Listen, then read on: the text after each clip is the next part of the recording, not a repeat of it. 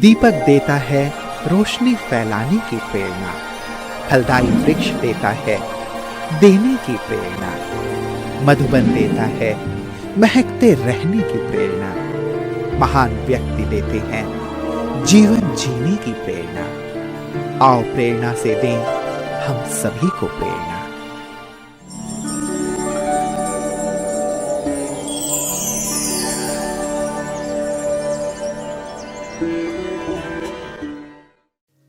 नूरपुर हिमाचल प्रदेश के कांगड़ा जिले में स्थित एक ऐतिहासिक नगर है। 11वीं शताब्दी में पठानकोट राज्य के अंतर्गत यह एक क्षेत्र था।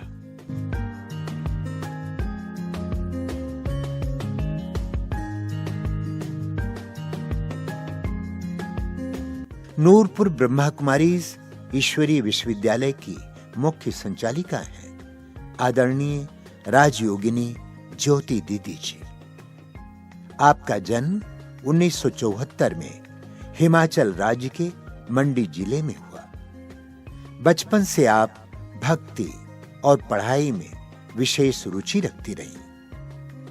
आप सादगी, सरलता, सच्चाई, सफाई और सहनशीलता आदि गुणों से परिपूर्ण हैं। आपको मात्र 8 वर्ष की उम्र में 1982 में ईश्वरीय ज्ञान की प्राप्ति हुई। आपने पहली बार 1987 में संस्था के मुख्यालय माउंट आबू में अव्यक्त बाप दादा से ईश्वरीय मिलन किया। परमात्मा से प्रेरणा प्राप्त कर 1991 से आपने अपना जीवन ईश्वरीय सेवा में समर्पित कर दिया। तब से आप सुंदर नगर, मंडी, अमृतसर, बानीखेत, चंबा आदि स्थानों में सेवा प्रदान कर 1999 से नूरपुर में स्थायी रूप से ईश्वरीय सेवा प्रदान कर रही है। जन जन को ईश्वरीय संदेश देते हुए आपने अनेक कार्यक्रमों का आयोजन किया। वर्तमान समय दीदी जी के नेतृत्व में 200 से भी अधिक विद्यार्थी ज्ञान योग से अपने जीवन को महानतम बना रहे हैं।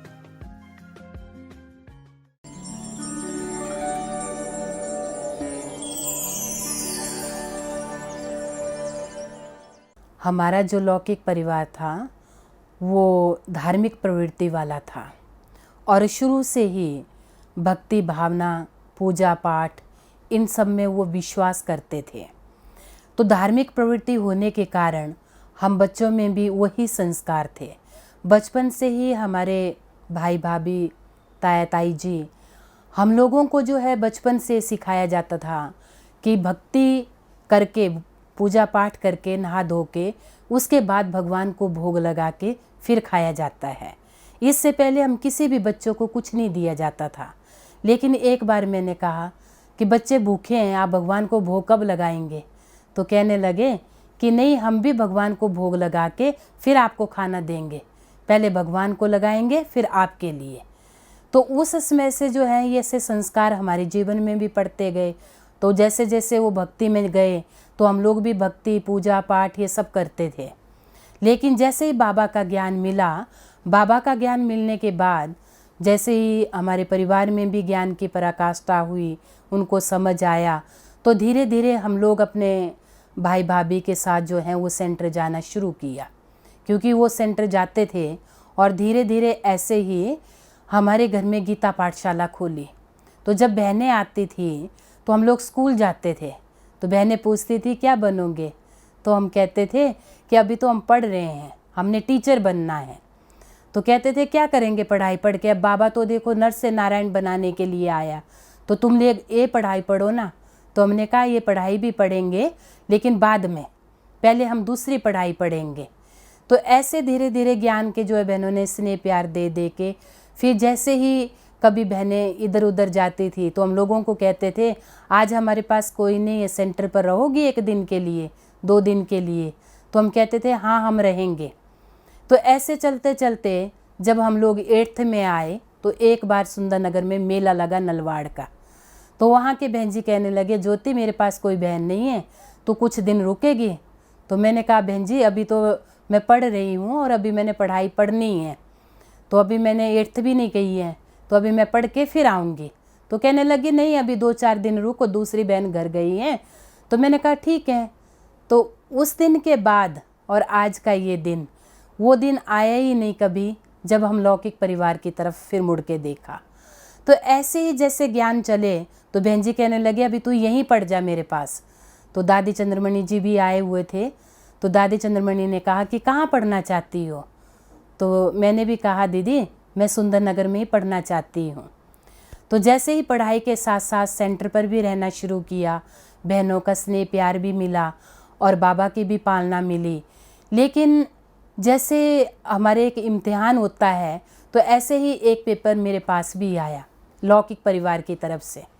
तो लौकिक परिवार वालों ने कहा कि आप ज्ञान में चलना चाहते हो या शादी करना चाहते हैं या पढ़ना चाहते हैं, आपके पास 3 ऑप्शन हैं, तो आप बताओ आप क्या करना चाहते हो।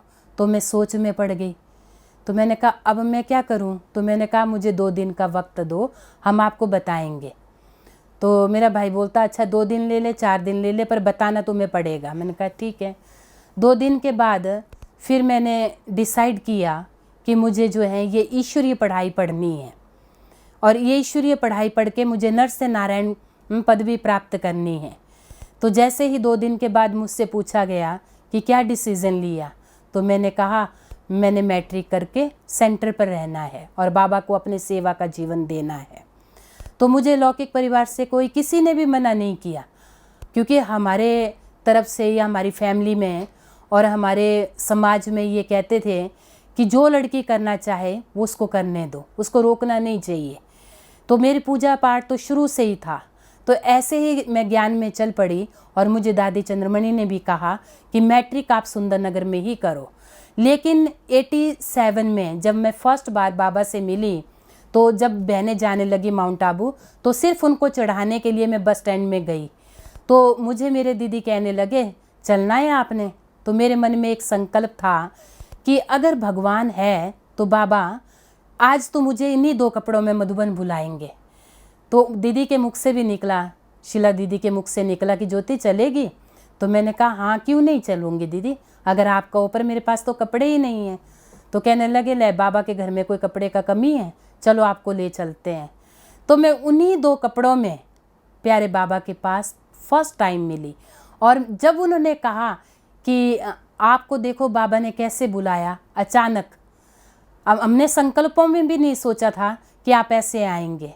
तो जैसे मैं ओम शांति भवन में बाबा से फर्स्ट टाइम मिली, तो बाबा ने मुझे वरदान दिया कि जो तू मेरी है और मेरी ही रहेगी, तो कभी किसी की नहीं बन सकती।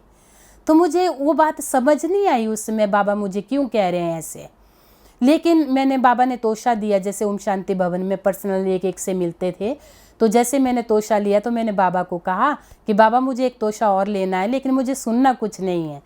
तो बाबा ने सिर्फ एक स्माइल की और बाबा ने इतना कहा बच्ची तू मेरी है। तो मैंने कहा अच्छा तेरी हूँ, लेकिन मुझे समझ नहीं आई। ऐसे जब हम वापस आ गए सेंटर, मधुबन से भी सेंटर पर आ गए, तो ऐसे ही एक दिन हमारे बड़े बहन जी कहने लगे, तो सेंटर पर उस समय इंदिरा गांधी का कांड हुआ था। तो उस समय जो है सेंटर पर हादसे, मतलब जैसे एक हादसा हुआ, तो मुझे कहने लगे कि ज्योति सुबह जो है ना गेट मत खोला करो आप, मुझे बाबा ने इशारा दिया। तो मैंने सोचा बाबा कैसे इशारे देते इन सबको, मुझे क्यों नहीं देते। तो ऐसे ही जब मैं जैसे 3 बजे, तो मैं अपनी रूटीन के अनुसार सेंटर का मेन डोर खोला, तो सामने क्या देखा, साकार बाबा खड़े थे। तो बाबा ने कहा बच्ची मैंने आपको कहा था ना कि सुबह दरवाज़ा नहीं खोलना। मैंने कहा पर बाबा आप, फिर बाबा ने ऐसे थोड़ा सा पीछे मुड़ के देखा और मेरी उनकी तरफ इशारा किया। तो वहाँ जो थे 6-7 भाई लोग थे, तो उन्होंने सेंटर के दरवाज़ा पूरा पत्थर से बंद किया हुआ था, कुछ शरारती तत्व थे। तो उस समय जब साकार बाबा ने मुझे प्रैक्टिकल ये सब किया, तो मैंने कहा बाबा पर आप कहाँ जा रहे हो? बाबा ने कहा बच्ची आप अंदर जाओ। जैसे ही मैं उस समय अंदर आई, तो मैंने बड़े दीदी को बोला कि मुझे ना ऐसे ऐसे बाबा ने बोला, और कहते कहाँ है बाबा? मैंने कहा बाबा तो गेट के पास थे, और बाबा ने मुझे कहा बच्ची अंदर जाओ। मैंने कहा गेट के पास तो ऐसे ऐसे हैं। तो बहन जी ने मुझे कहा कि ज्योति मुझे बाबा ने कहा था कि उस बच्ची को बोलो कि सेंटर का मेन गेट जो है मत खोलो। तो ऐसे ऐसे जब मैंने साकार बाबा को कभी देखा भी नहीं, ना मैंने बाबा के कभी धोती में देखा, ना कभी कुछ भी नहीं। तो पहली बार जब मैंने बाबा को देखा तो बाबा को मैं नीचे से ऊपर तक देखती ही रही। तो मैंने कहा बाबा आप? तो बाबा ने मुझे कहा बच्ची आप अंदर जा सकती हो। मैंने कहा हाँ बाबा क्यों नहीं। तो मैं अंदर चले गई। ऐसे ही मेरे जीवन में जैसे जैसे ये हुआ, मैट्रिक क्लियर हुई, तो मैं फिर उसके बाद मुझे दादी चंद्रमणि जी ने अमृतसर बुलाया। और जैसे ही मैं अमृतसर आई तो अमृतसर में आकर के फिर मैं वहाँ रहना शुरू किया। तो दादी ने कहा राज मैं आपके लिए कन्या लेके आई हूँ। तो बहन जी हमारे बहुत खुश हुए, कहते दीदी मुझे ज़रूरत थी। तो ऐसे ही वहाँ सेवा की मैंने 3-4 साल। 91 में मैं अमृतसर आ गई थी। 91 से लेके 94 में जो है वो बड़े दादी का आना हुआ, दादी प्रकाश मणि जी का। जैसे दादी प्रकाश मणि जी आई तो बहन जी ने सभी कन्याओं को मिलाया और उसमें बहन जी ने मुझे भी मिलाया। तो मुझे दादी जी कहने लगे कि अभी आप क्या कर रही हो। तो मैंने कहा दादी मैंने मैट्रिक के पेपर दे दिए, मेरा रिज़ल्ट नहीं आया है। जब तक रिज़ल्ट नहीं आया तो मैं यहीं पर रह के सेवा करके फिर पढ़ाई में चली जाऊंगी। तो दादी ने मुझे कहा कि मुझे पढ़ी हुई नहीं चाहिए, मुझे कड़ी हुई चाहिए। तू जो है ज्योति कड़ी हुई है, इसलिए मुझे कड़ी हुई चाहिए। अब आपका डिसीज़न है, आप क्या लेती हो, क्या पढ़ना चाहती हो अभी भी। तो मैं चुप हो गई। तो फिर मैंने कहा दादी अगर मैं पढ़ लिख के आऊँ तो। दादी ने कहा तब तो बाबा की कभी नहीं बन सकती ज्योति, अगर तू मैट्रिक से आगे पढ़ी तो बाबा की नहीं बन सकती। तो मुझे मन में ये हुआ कि मैंने फिर दादी एक क्वेश्चन उठा कि मैं ऐसे भाषण कैसे करूँगी, बड़ी स्टेज पर जाऊँगी तो कैसे बोलूँगी। तो मैंने दादी जी से पूछा, दादी प्रकाश मणि से, दादी इतने बड़े बड़े भाषण करते आप सब, तो मैं कैसे करूँगी। तो दादी ने मुझे एक ही संकल्प दिया कि आप माइक के आगे खड़े हो जाना और बाबा को बोलना बाबा ये माइक खड़ा है, अब इस माइक के द्वारा जो आप बुलाएं। तो वो दिन और आज का दिन जब भी हम कहीं जाते हैं प्रोग्राम्स में या कहीं भी हमने फंक्शन किए तो मैं यही कहती हूँ बाबा ये माइक खड़ा है, अभी आपने जो बुलाना है वो आप इसके द्वारा बुलाइए। तो ऐसे ही प्रैक्टिकल सेवा में हम करते करते फिर उसके बाद हरि के पतन, चंबा, डलहौजी, बीच बीच में हम सब जगह जाते थे। लेकिन डलहौजी में हमने जब नया नया सेंटर खोला और हम बनीखेत आए तो वहाँ मेरा एक बहुत अच्छा साकार बाबा के साथ एक्सपीरियंस रहा, क्योंकि सेंटर खोल दिया तो सेंटर को अब स्टैंड करना है। तो एक मैं और एक बड़े दीदी हमारे, प्रोमिला दीदी है उनका नाम, आजकल बनीखेत में है, तो हम दोनों थी। तो हम दोनों गांव की सेवा में चले गए। तो हमारे पास उस समय ये कोई 94-96 की बात है, उसमें हमारे पास जो है इतना था भी नहीं यज्ञ में। तो मक्की की रोटी खाते खाते जो है वो 4-5 दिन व्यतीत हो गए।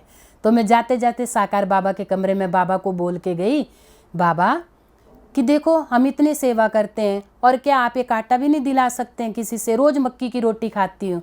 तो मैंने तो एक ऐसे ही बोला, बाबा से बात करके निकल गई। तो एक बड़ी विचित्र बात हुई कि साकार बाबा खुद हमारे मकान मालिकन के पास आए और कहने लगे वो आएगी ना ज्योति बच्ची तो उसी को ये आटा देना। तो बाबा ने खुद, साकार बाबा ने वो आटे की गुत्थी उठाई और उसको दे के आई। जब वो शाम को आई तो कहती है कोई आया था ना एक बुजुर्ग से, पर उसमें बहुत तेज़ था। वो कौन थे और धोती पहनी हुई थी उन्होंने। और उस समय मैंने सोचा धोती पहननी थी और उन्होंने खास मेरा नाम लिया। तो वो जब देने के लिए आई तो उसको बाबा के रूम में लेके गई। मैंने कहा क्या ये थे? तो बोला हाँ यही तो थे। तो कहते हैं आपके क्या लगते हैं, क्योंकि उनको बाबा का परिचय तो नहीं था। तो मैंने कहा ये मेरे पिताजी हैं। कहते हैं हाँ आपके साथ ना इनकी आइज़ मिलती हैं। तो ऐसे उन्होंने बात करके टाल दिया। तो मैंने बाबा का थैंक्स किया। मैंने कहा बाबा मैंने तो ऐसे ही आपको कहा था कि ऐसे करना और आपने सचमुच। तो वो मेरे जीवन के कुछ एक ऐसे पल हैं जो मेरे जीवन में हमेशा मुझे याद रहते हैं। और जब 1999 में नूरपुर में मुझे दीदी ने भेजा, राज दीदी ने, तो जब मैं यहाँ आई तो मैंने बाबा को बोला कि बाबा आपने मुझे क्या दिया, यहाँ तो कुछ भी नहीं है, हम सिर्फ किराए पर रहते थे और इतनी सेवा भी नहीं थी, इतने भाई बहन भी नहीं थे। तो बाबा ने मुझे, साकार बाबा ने, उस समय जो मेरा अपना अनुभव था, मुझे ऐसे लगता था कि बाबा अव्यक्त नहीं हुए, बाबा अभी भी मेरे अंग संग है। तो उस समय जैसे मैं आई तो 2 दिन के बाद एक बिल आ गया, टेलीफोन बिल 800 का, और मेरे पास यज्ञ में सिर्फ 200 रुपये थे। तो मेरे साथ एक बहन और रहती थी तो मैंने उसको कहा मेरे पास तो 200 रुपये है, तो बिल कैसे पे करूँगी। तो मैंने कहा कोई बात नहीं। और जिस दिन बिल की पे थी तो मैं बाबा से सुबह से बैठ के योग लगा रही थी कि बाबा मेरी बेइज्जती हो जाएगी, अगर बिल नहीं दिया तो लोग क्या सोचेंगे कि ब्रह्मा कुमारी देखो इतनी रिच और बिल भी नहीं दे पाते हैं। तो उसी समय एक और मनी ऑर्डर आया उस समय 1000 का, और उसमें लिखा था ओनली फॉर टीचर नीचे भेजने वाले ने। तो मैंने जाके उसको बिल चुकाया और फिर बाबा का थैंक्स किया। और उस दिन के बाद बीच में जब कभी ज़रूरत ऐसी होती थी तो बाबा एक मनी ऑर्डर आता था, लेकिन उसमें एड्रेस कुछ नहीं लिखा होता था, सिर्फ इतना लिखा होता था ओनली फॉर टीचर।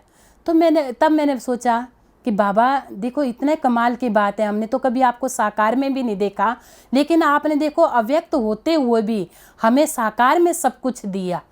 लेकिन उस दिन के बाद आज दिन तक मैंने बाबा से कभी कुछ नहीं मांगा, सिर्फ इतना कहा कि बाबा सिर्फ ये कर दो। सिर्फ एक बार बाबा को बोला कि बाबा मैं बहुत परिस्थिति में हूँ, क्योंकि हमारे जो सेंटर बना तो इसमें पानी का निकास नहीं था। तब मुझे बाबा ने दूसरे दिन मुरली में कहा कि बच्ची ये पानी का झगड़ा, ये ज़मीन का झगड़ा, ये आपके कर्मों का हिसाब किताब है, इसमें बाबा कुछ नहीं कर सकता है, ये आपको ही चुकतू करना है। तो मैं रात को 12 बजे तक योग लगा रही थी। जैसे योग से उठ के आई, मुझे नींद नहीं आई, तो जैसे मैंने मुरली पढ़ी और मुरली में बाबा ने ये कहा, तो मैंने कहा वाह बाबा वाह। फिर वो सोच के उस दिन के बाद मैंने एक संकल्प किया कि बाबा ने जैसे ही मुझे ये अलौकिक जन्म दिया, अलौकिक जन्म के साथ ही बाबा ने मुझे विजय का भी तिलक दिया है। तो मैं रोज़ एक स्मृति अपने मन में लाती थी कि विजय मेरा जन्म सिद्ध अधिकार है और मुझे ही विजय प्राप्त करनी है। तो जो झगड़ा चल रहा था 14 साल वो केस चला, 14 साल के बाद वो केस हमारे फेवर में हुआ, लेकिन 14 साल तक मैंने एक ही संकल्प रचा कि विजय मेरा जन्म सिद्ध अधिकार है, ये केस मेरे ही फेवर में होगा। और जब मैंने अपने जोन में बात की तो जोन हेड ने भी मुझे यही कहा कि ये केस सफल होने वाला नहीं है ज्योति, छोड़ दे, या तू खुद कर, हम तेरी हेल्प नहीं करेंगे। तो उस दिन के बाद मैंने बाबा को साथ रख करके फिर जो भी बात करनी बाबा से कि बाबा ही मेरा हेल्पफुल, और बाबा ने मेरी अंग संग इतना अच्छा अनुभव कराया, इतना अच्छा मुझे सब कुछ ये किया कि आज मैं उन सब झंझटों से जो है वो मुक्त हो गई। तो एक बार मैंने साकार बाबा को बोला, 18 जनवरी का दिन था, मैंने कहा बाबा अगर आप सचमुच ऐसे हैं तो हमारे यहाँ सेवा क्यों नहीं उठती। जैसे हम और बहनों के सोचते हैं, गुजरात की देखती हूँ, महाराष्ट्र की देखती हूँ, बेंगलोर के देखते हैं तो बड़ी बड़ी पार्टियाँ लेके आते हैं, तो मैंने भी लेके जानी है, पर हमारे तो भाई बहन ही नहीं है, मैं कैसे लेके जाऊँ।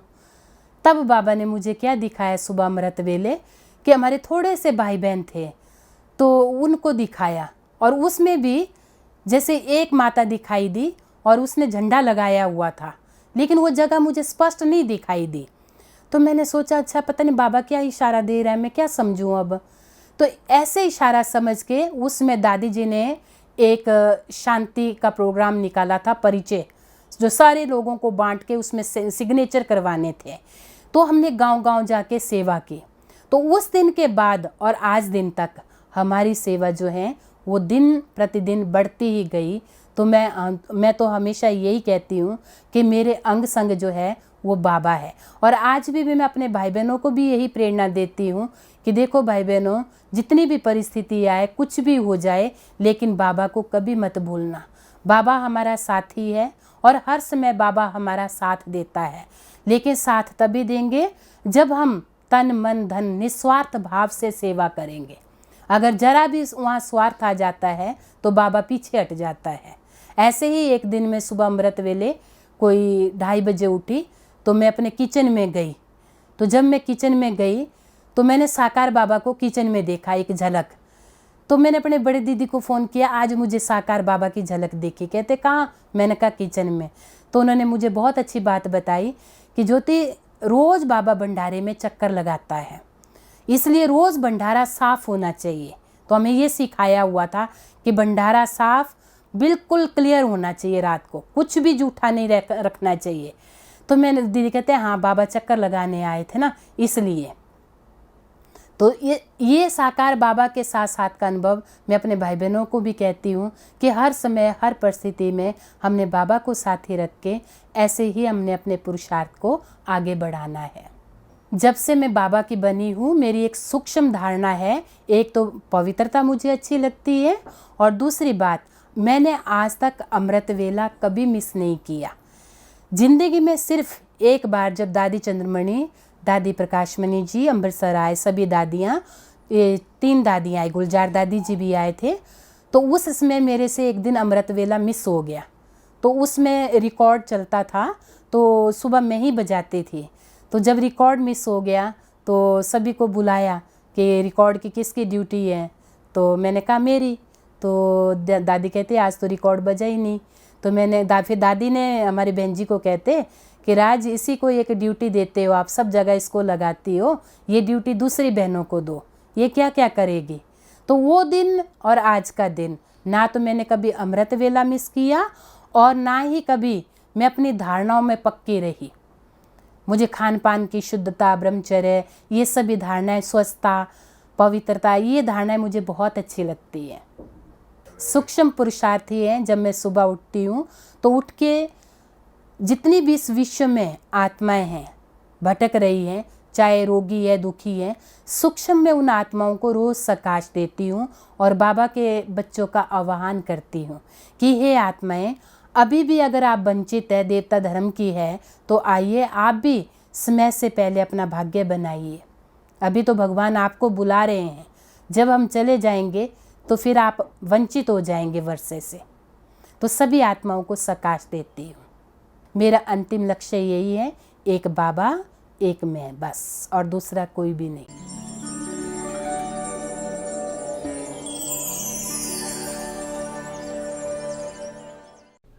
दीदी हमेशा एवर रेडी रहती हैं और समय से पहले हर कार्य को पूरा करती हैं। दीदी का पूरा जीवन ही प्रेरणादायक है। दीदी के जीवन को देख के हमें प्रेरणा मिलती है कि कैसे हम नियमों का पालन करके, सत्यता का पालन करके अपने जीवन को और भी सुंदर बना सकते हैं, परमात्मा के प्यार का अनुभव कर सकते हैं, उनकी समीपता को अनुभव कर सकते हैं। इतने वर्षों से दीदी ज्ञान में चल रहे हैं। मुझे नहीं लगता कि ऐसी कोई सेवा होगी जो दी ने आज तक नहीं की होगी, बट फिर भी कोई भी सेवा आज भी अगर उन्हें मिले तो वही उमंग, वही उत्साह से वो आज भी सेवा करते हैं, जो कि बहुत ही ज़्यादा इंस्पिरेशनल मुझे लगता है। दी को मैंने हमेशा देखा कि जब भी कोई परिस्थिति आती है, जब कोई मुश्किल आती है, सेंटरों में जैसे घरों में प्रॉब्लम्स होती है, ऐसे सेंटर्स पर भी होती हैं, तो दी ने किसी भी परिस्थिति में हलचल में खुद को नहीं लाया। उन्होंने हमेशा हर परिस्थिति को शांत स्वभाव से देखा, परखा और उसे पूरा किया। अगर हलचल में आ जाएंगे तो वो परिस्थिति और बड़ी लगेगी, लेकिन दी ने कभी भी उस परिस्थिति को बड़ा नहीं बनाया, हमेशा छोटा। दीदी की एक सबसे बड़ी जो विशेषता है, वो दीदी यही बोलते हैं कि आज नहीं तो कभी नहीं, जो अभी जो समय है आपका, अभी मैंने काम बोला है उसको आपने अभी ही पूरा करना है। चाहे कोई इसमें कोई गुस्सा करता है, चाहे कुछ करता है, लेकिन वो मम्मा के भी वचन थे कि हमारी जो हर घड़ी है वो अंतिम घड़ी है। तो दीदी उन्हीं बातों को फॉलो करती है, जिससे हमें भी अच्छा लगता है कि वाकई दीदी हमारा जीवन जो है सुधार रही हैं। और हम बहनों को भी आगे बढ़ाने के अंदर मैंने इनके अंदर विशेषता देखी कि ये बहुत अच्छे ढंग से, प्यार से और इतने प्यार से हमें आगे बढ़ाते हैं। और साथ साथ में इनके अंदर मैंने ये देखा, ये हर्षित मुख होने के साथ साथ इनके अंदर गंभीरता का भी गुण है। और ये गंभीरता के कारण भी, जैसे हर्षित मुख होते हुए भी एकदम कैसे गंभीर हो जाते हैं, कैसे कन्याओं को आगे चलाना है, कैसे आगे बढ़ाना है, ये सबसे बड़ा इनके अंदर गुण है।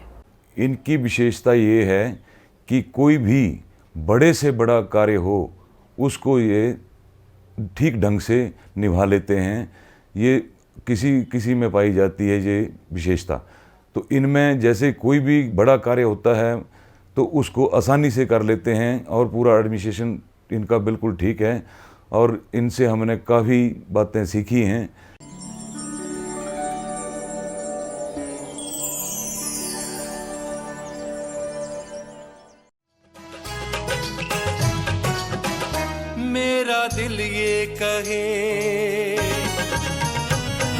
दिल ये कहे, हर जुबां ये कहे, मेरा दिल ये कहे, हर जुबां ये कहे, मेरे दाता तेरा शुक्रिया शुक्रिया।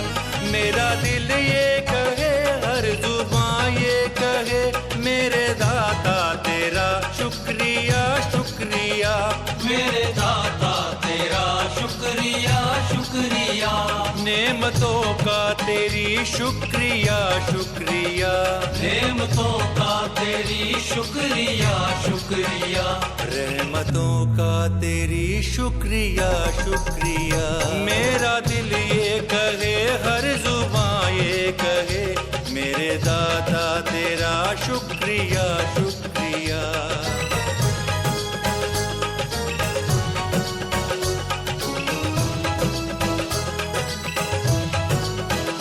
हर दिशा में बहे अब तेरा प्यार है, हर दिशा में बहे अब तेरा प्यार है, तुमसे मिल कर के जाना जगत सारे है, तुमसे मिल कर के जाना जगत सारे है। नवाजिशों ने तेरी है सहारा दिया, नवाजिशों ने तेरी है सहारा दिया, तेरी उंगली पकड़ के सफर तय किया, मेरे दाता तेरा शुक्रिया शुक्रिया, रहमतों का तेरी शुक्रिया शुक्रिया, मेरे दाता तेरा शुक्रिया शुक्रिया। मेरा दिल ये कहे, हर जुबां ये कहे, मेरे दाता तेरा शुक्रिया शुक्रिया।